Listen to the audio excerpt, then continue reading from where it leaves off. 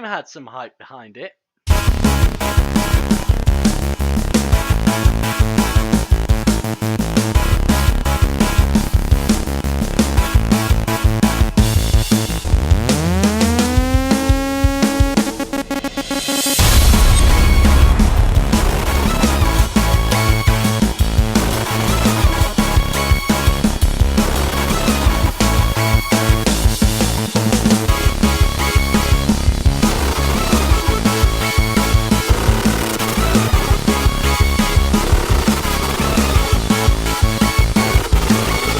Hello YouTube, I'm Darkest101, and today we'll be looking at Batman, the Arkham Knight. The Arkham series has a prestige about it at this point. After 2 great games and a third that fucking lied to us, we were ready for the ultimate finale to the Arkham series. After the disappointing Arkham Origins, Batman fans were ready for Rocksteady to return and bring us everything we wanted to see. We wanted to see Batman face off against the Scarecrow. We wanted to have complete control of the Batmobile all throughout Gotham. We just wanted to know just who was under the mask of the Arkham Knight. This was the Batman game everyone was looking forward to, and god damn were we excited when we finally got our hands on it. The first thing we need to address is the big badass elephant in the room, the Batmobile. There was no greater feeling in the world than being handed the keys to this thing when playing this game. You're just rocking around Gotham in breakneck speeds, it's awesome, and push of a button, you're launched out of the Batmobile into goddamn space.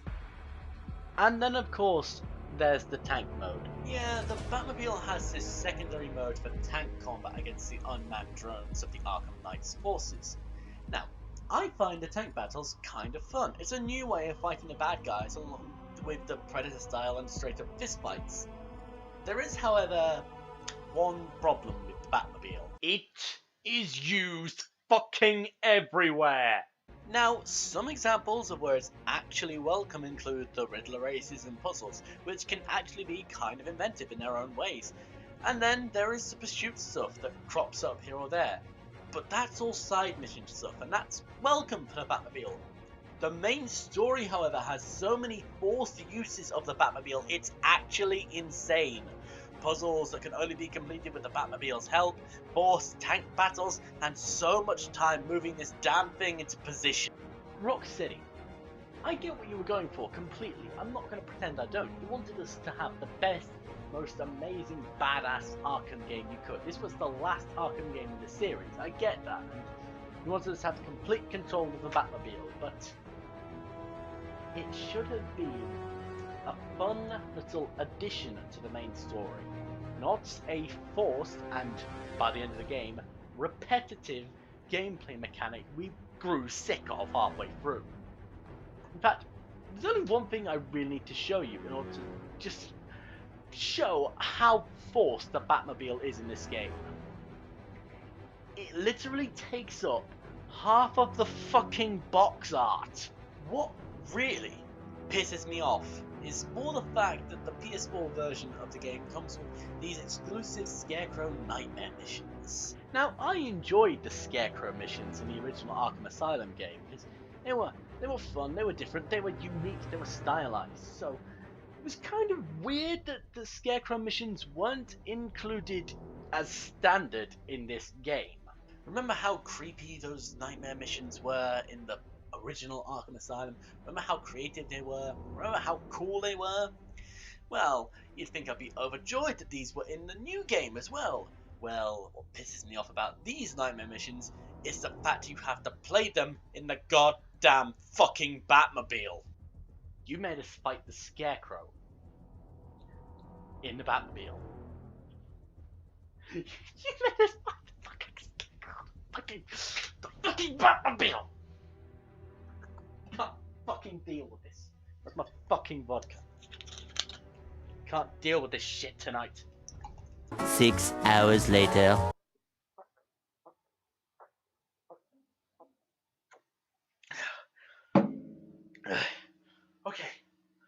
Okay. I'm calm now. I'm calm. Not exactly happy, but I'm calm. I think I might just leave you on the side there, because I feel like I'm gonna be using you a lot tonight. What else can I talk about? The Arkham series is some fucking sweet boss fights, am I right? Like the Killer Croc encounter in Arkham Asylum, the Nightmare missions in the original Arkham games, there's Mr. Freeze fight in Arkham City. What do they bring onto the table for the finale of the Arkham games? More fucking tank battles? Are you serious? Fucking serious? Jesus. Fucking, I can't believe you're actually serious, for fuck's sake, Rocksteady! 3 days later.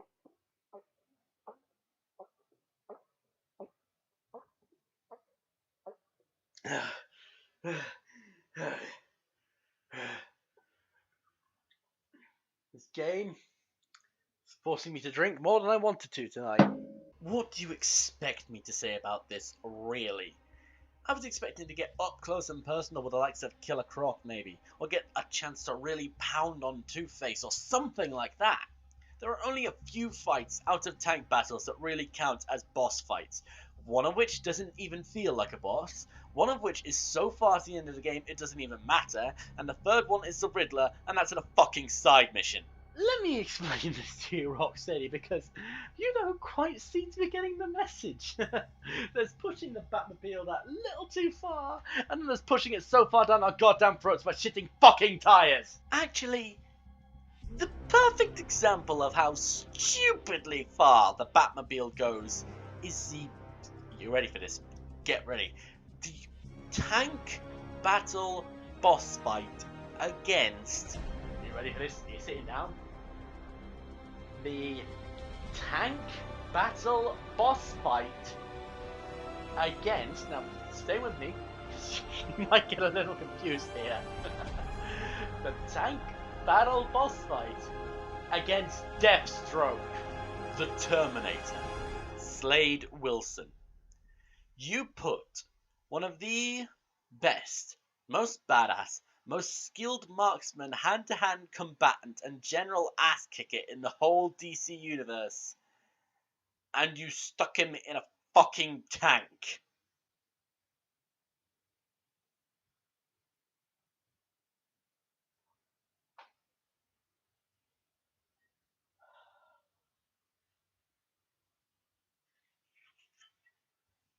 Three weeks later.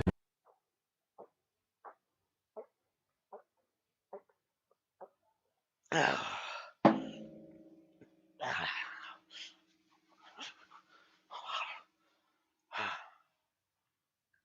not ready to be drinking this heavily tonight. I'm not knocking the Batmobile, by the way, simply how ridiculously it's shoved in your face. Fucking hell, Arkham Origins gave Deathstroke a more fitting boss battle than this game. In terms of other forms of combat, Rocksteady delivers as they usually do. The regular combat style comes with the very awesome contextual takedown mechanic. I call them this because yes, it can be used for this environmental takedown combo, but it's also used for Batman to pick up weapons dropped by the goons he ends up fighting, which basically act like a temporary version of the shock gloves from Origins. We're also introduced to throw counters, which fling bad guys across the floor, as well as assist takedowns. These assist takedowns look awesome as hell and allow for a seamless switch between Batman and his teammates, or vice versa, so you can control the other character and taste their movesets as well. However, again, the elephant in the room makes itself known because this sort of takedown even extends to the fucking Batmobile. Okay, Rocksteady, this whole Batmobile thing, it stopped being annoying and now it's starting to get just that little bit intrusive, okay? Predator combat style was also improved and made more challenging too, with the inclusion of sentry guns, special minigun enforcers who needed to be put down last, and the Arkham Knight giving all his troops anti-Batman tips. And of course, there's the beer multi-takedowns, where Batman can take down multiple enemies in a close vicinity before they realise what's going on. Before we talk about this game's story, however, I need to address something. This game fucking lied to me. The Arkham games always revolve around two major villains, typically. In Asylum, it was Joker and Scarecrow. City, it was Joker and Strange. Origins, it was Bane and Joker. This game promised that Scarecrow would be the big bad, that he'd be the one Batman needs to put down more than anything else. The game is fucking called Arkham Knight. Who the fuck do you think is going to take more screen time than fucking Scarecrow? You'll spend more time dealing with this fucking asshole. All the interviews Rocksteady did, their marketing, their trailers, their damn Scarecrow nightmare missions, it was all blinding us to the bloody truth that this asshole would be the one we deal with throughout most of the story of this game. You know what? Fuck it. Fuck it all. What the fuck's my vodka? Give me that fucking shit. 2,000 years later.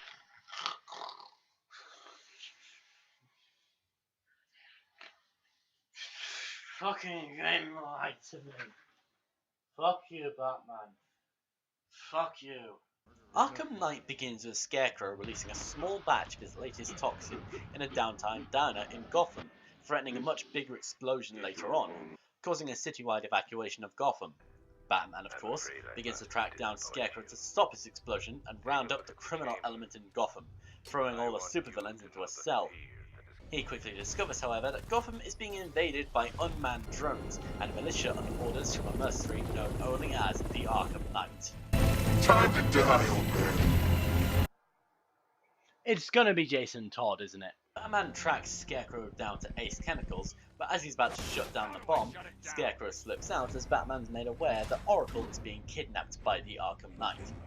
Despite desperate pleas from Alfred to leave, Batman tries to reduce the blast radius, and after being exposed to the fear toxins... Miss me? Hey, that's actually quite a clever use of the Scarecrow's fear gas. Gotta hand it to you, Rocksteady, but kind of weird you just get Mark Hamill in for that one line, right?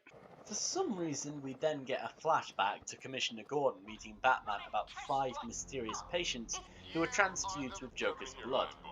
Wait a second, didn't Batman get injected with some of Joker's blood in Arkham City? Bruce. Can you hear me, Bruce? Oh, don't act all surprised, Bats. You knew this was going to happen sooner or later. He's stuck deep inside you. Oh! I get it. In a very clever and unpredictable twist of fate, the Joker, voiced again by the clown Prince of Crime Mark Hamill, makes one final return for the Batman Arkham Knight as a very real companion throughout the game. It's a very unique look at Batman's fears and thoughts as they're exposed to him by his arch nemesis. It's actually one of the most brilliant and ingenious uses of the Joker's character in any form of interactive media I've seen. And it's just awesome to hear Mark Hamill back in that role. Troy Baker, he did a wonderful job, but Mark Hamill is just the king. Oh, Bats, I missed you. All the subtlety and nuance of a napalm enema. Mark, it is fantastic to have you back again, sir. With the Joker in tow, Batman begins tracking down the Arkham Knight for the location of the Oracle, going to the Penguin, who tells him that the Scarecrow is on a nearby airship looking for a piece of technology called the Cloudburst. Batman just misses the Scarecrow and the Arkham Knight as the front of the airship and the Cloudburst are ripped away. Before he can go after them, however, he's tipped off to where he can find Oracle. But... You won't get me. I won't let you get me. He arrives just in time to see her commit suicide as a result of being gassed with Scarecrow's fear toxin. The game then takes a very left-wing detour as Harley Quinn releases all of the Jokers in Batman's secret lab. They play out a very unique encounter where one of the Jokers ends up serenading Batman, but it also crams in some crude flashbacks to where the Joker kidnapped Jason Todd Robin.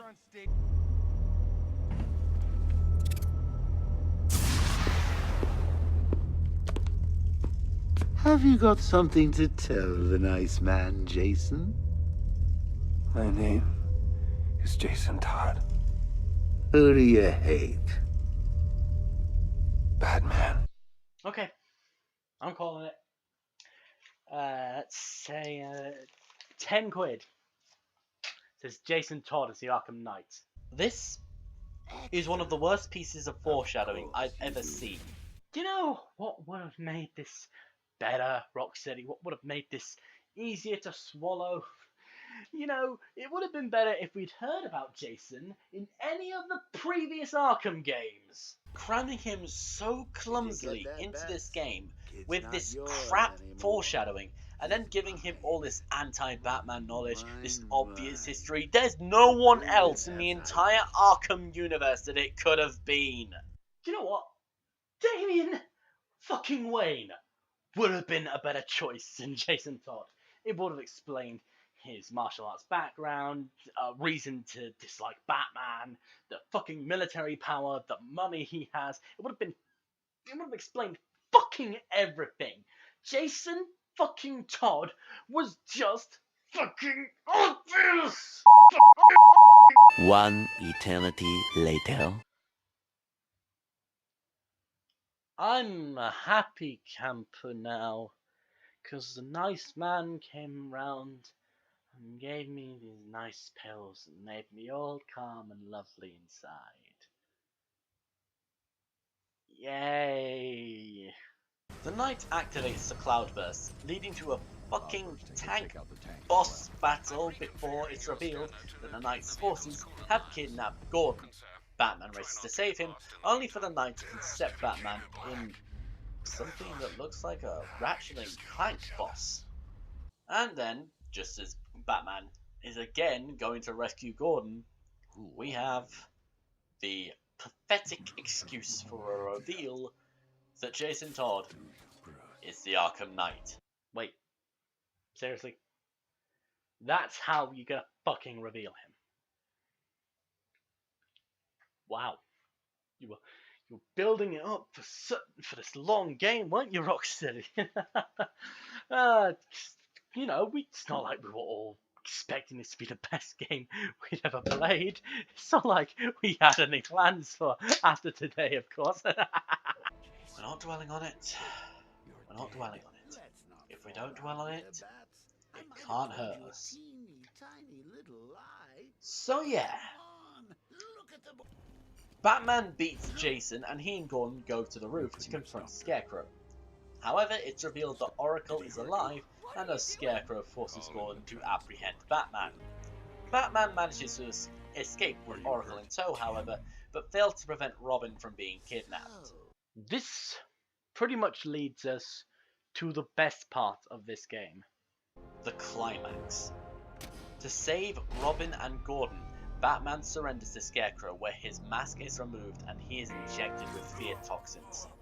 The unknowing side effect, however, puts Joker in the driving seat of Batman's mind, and in turn, the driving seat of our controller, once he's injected with more fear toxins, that is. And this reveals one of the smartest ideas in this game. In fact, one of the smartest ideas in the entire Joker character. Joker's fear. His one fear. His fear of being forgotten. It's weird to think that someone like the Joker could have such a normal fear. I think we've all had that moment of existentialism when considering who will remember us after we're gone. But applying that to the Joker is oddly brilliant. As the Joker is affected further by the toxin, Batman begins to get more control over his body again. And in perhaps one of the callbackiest of callbacks, he throws Joker in one of the extreme isolation cells from Arkham Asylum, and just leaves him in the recesses of his mind. Goodbye, Joker. No! Bruce! Don't leave me! Please! I need you. Holy shit.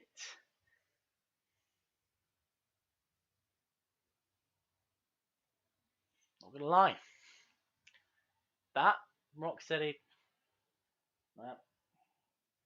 probably the best line you have written in this entire trilogy of games you've made.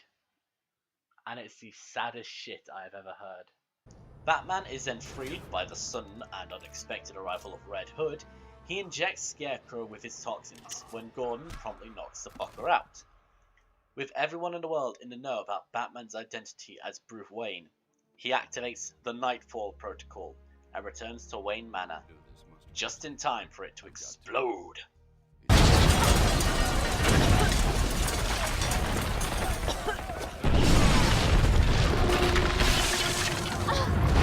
And that, ladies and gentlemen, is Batman the Arkham Knight. Where do I start? The game is a technical and graphical marvel. It's one of the best looking and best playing games I've had the good fortune of owning and playing in recent memory. The slew of extra side content in this game is also fantastic. The Riddler trophies, of course, make fantastic collectathons, but there's also the most wanted galleries, nabbing Firefly, Penguin and Hush. The most wanted gallery is amazing.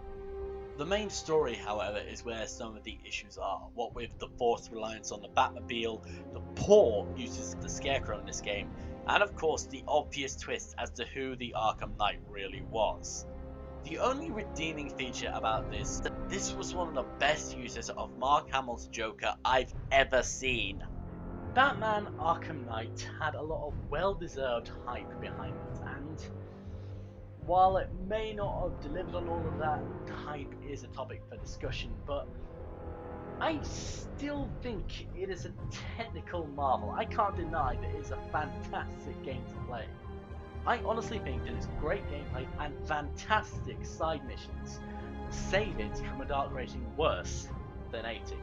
You did this to me! That is one of the hardest games I've had to review in a long time. But that's all for today, and if you have a suggestion for my next review, please leave it in the comments section below. And as always, I've been Darkest101. You have been watching Darkest101 Reviews. Thanks for watching. I hope 2016 is good to you guys. Good night, YouTube.